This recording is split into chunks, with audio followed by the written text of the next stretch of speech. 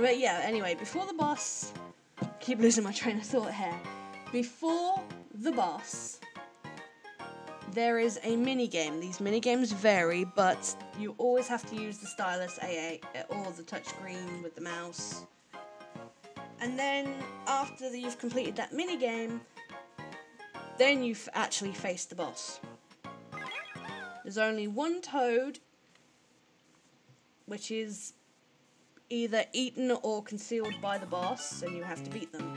Now this one is actually pretty easy. Of the mini-games, I think it's probably one of the easiest ones to do.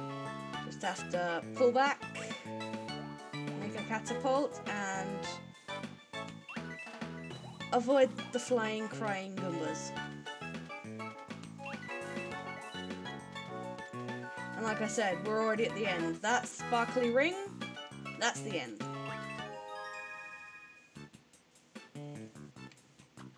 Now let's see. It always gives you a hint about the boss. There's a huge plant over there. Watch out for the little ones that sprout up. When its mouth is open, make it swallow a wave of water. Its weak spot may be that big belly button. See, that's what I call giving too much information. And from now on, when I do boss levels, I'm not going to do that because it honestly, talk about spoon feeding the gamer. I mean, this game sucks. And this is PT Piranha, the first boss of Super Princess Peach. Alright, now first thing we have to do is water that.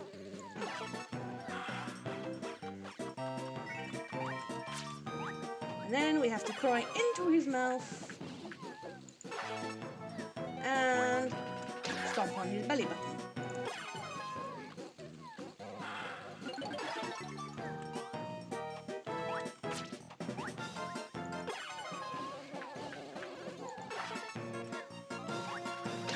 Usually after 3 hits, the enemy, as a general rule, after 3 hits, the enemy generally changes his pattern. Like, PT will actually turn, after this next hit, PT will actually turn red and start stomping around. And it's a lot harder to actually, it's not super hard, but it's a lot harder to actually, get the water into his mouth.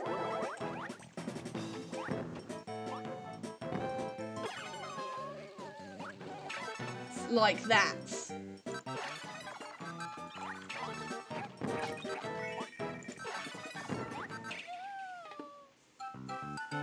Damn it.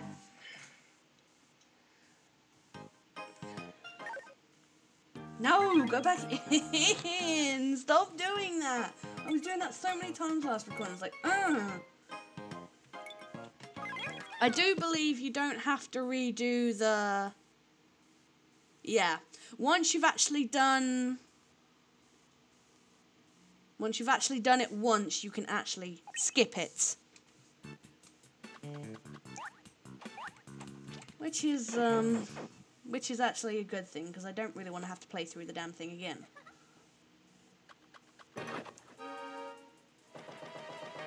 Speed that up a bit. There we go. Couldn't tell the difference, could you?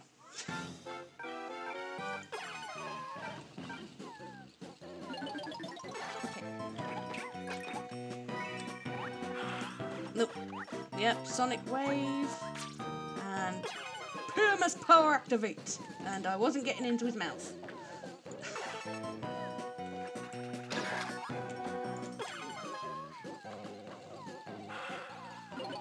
Okay.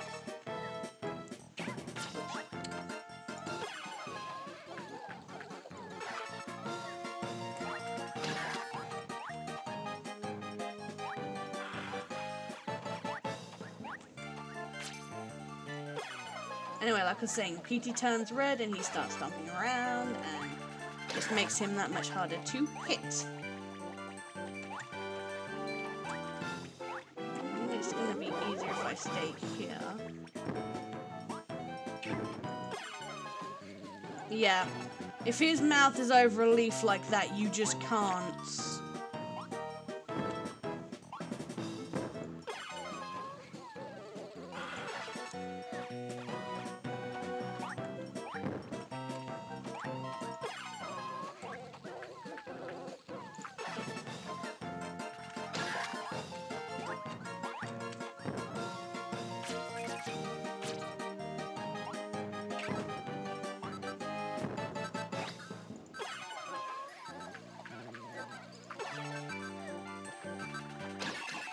And that worked much better than last time.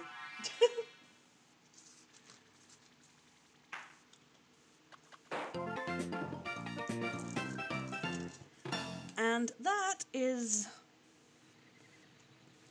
the end of World 1, and this is after you defeat every boss, Perry has this dream sequence. You don't learn much to begin with, but as it goes on, the dream sequence gets longer and longer and longer. And even after watching all of them, I still don't get what it all means. You know, it's like an inconsequential part of the story. It's just about what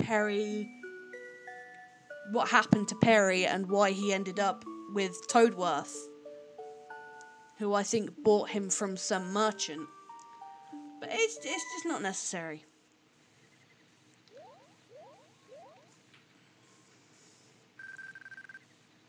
Smack smack. As if someone says smack smack when they wake up. I think I had a dream about my past. Oh, what am I doing? This is no time for reminiscing. Once you've rested for a bit, we've got enemies to fight. No shit. Oops, excuse me. Bad Charlie.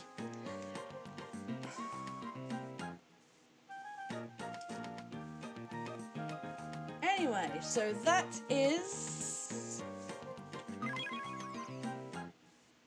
was Ladia Plains, and this is Whose Wood. Now, I'm actually going to pause this now because, like I said, I'm about at the 25-minute mark, and since I could only record another 20 minutes, I think I'll leave it here now because I'm going to have a lot of cutting up to do as it is. So, yeah, next time we will tackle Whose Wood, and we'll see if I can find all of the toads into one, because I actually missed one last time. Which was annoying to say the least. And I didn't actually realise that I'd missed one until I'd missed one in about 2-3 or 2-4. Which was like, okay, why didn't I notice that before? So anyway, this has been Chizbar. And I will see you very soon. Oh, by the way, this will take up a few, maybe 2 or 3 videos, maybe even 4. We'll see how things get cut up. But anyway, distraction. Damn my ADD. I have ADD and OCD, and it's just not good. Anyway, see you next time.